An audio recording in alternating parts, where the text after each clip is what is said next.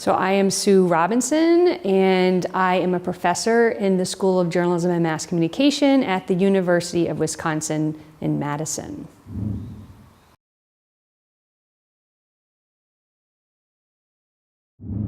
Yeah, so I wrote this book called Network News, Racial Divides, How Power and Privilege Shape Public Discourse in Progressive Communities.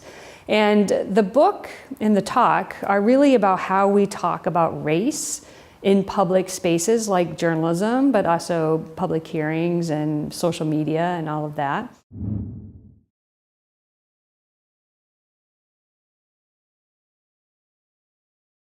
Yeah, so when I first started to think about the book and to pick the cities that we were going to look at, I wasn't really thinking about progressivism. It wasn't a requirement for the city to be included in the sample.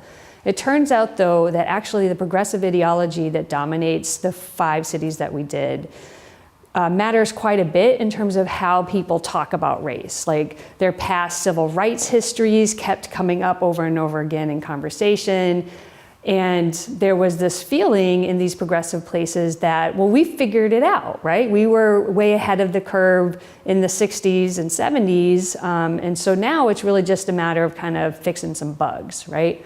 And so the problem is that, in fact, these cities host some of the worst achievement disparities in the country, which is odd, right? And there are a lot of dynamics that go into that. But in terms of the progressiveness, I think the key for these cities is to acknowledge and recognize how that ideology and how it's dominated and created this kind of oppressive status quo ends up being a problem and inhibiting the actual progressive nature of who they want to be, right? So progressives are all about reform, and they're about egalitarianism, and they're about making the world a better place for everybody through structural improvement. But because these ideologies have dominated these cities for a century in a lot of these cases, they forget about that part of it. And so we have these kind of problems that arise. So the point is to go back to the roots of progressivism and to sort of be aware of how the status quo isn't working for large groups of people in their cities.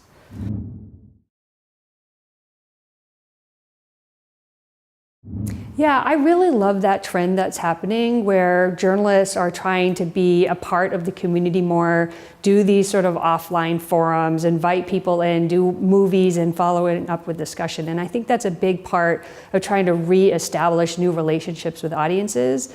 That said, journalism in terms of mainstream traditional reporting still abides by routines and norms that were historically created as part of the white sort of infrastructure, right? So the idea of objectivity, for example, is very much has its historical roots in privileging white literate property men, right?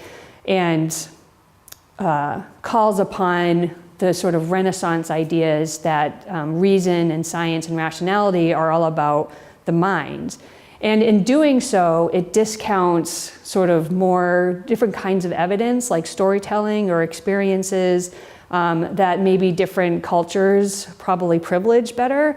And so I think one of the things that I talk to journalists about is being kind of aware of that history of how those norms and routines exclude voices, and instead rethinking about how they go about choosing stories, how they go about establishing sources, how they think about collaboration with actual community members in order to amplify all voices and not just the sort of power elite of the communities.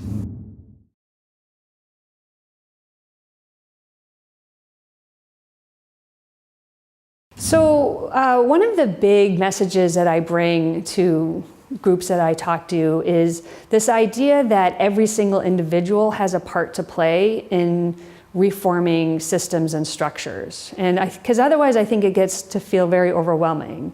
Like, oh, poverty, we can't tackle poverty, so we're just gonna let these disparities linger. But one of the things that I think we can all do is sort of first and foremost educate ourselves about our own racial identity and how different actions that we might be doing in our own life become complicit in sort of oppression as you go forward. And I think whether you're a parent who's choosing books to read to their kids, trying to have a huge variety of perspective in that, it's really hard, right, to go find children's books that don't picture white people, for example, but they're out there, to volunteering, to giving up power, stepping aside in order to have a black or brown person be able to rise in that sort of way. And so that's one of the things I talk a lot about, is like how you yourself can change your own routines, go to a different library, go to a different dry cleaners or whatever. And in doing so, expanding your social circle and then eventually your mindset.